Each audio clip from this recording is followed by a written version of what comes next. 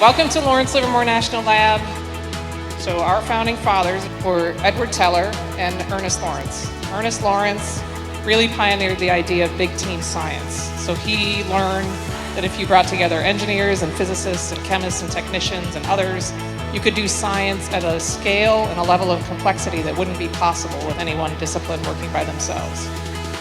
Edward was one for big ideas and really pushing the technological boundaries.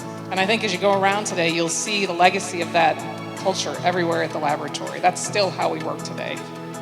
You're sitting at the heart of the lab, surrounded by the pillars of the laboratory. To my left, the National Ignition Facility, where just under a year ago, we achieved fusion ignition in the laboratory for the first time in history. Go Team NIF. Across the lake is our high-performance computing center, where we're in the process of fielding El Capitan, which will be the first exascale computer for national security, and when it's fully operational, the most powerful computer in the world. The third emergent pillar at the lab, of course, is manufacturing, and as you go around the lab, you'll see evidence of that everywhere. Our shops are open, and we make really, really incredible things. So thank you to all the people who put this on. Thank you to all the friends and family who've come here to learn about us and share in this great day.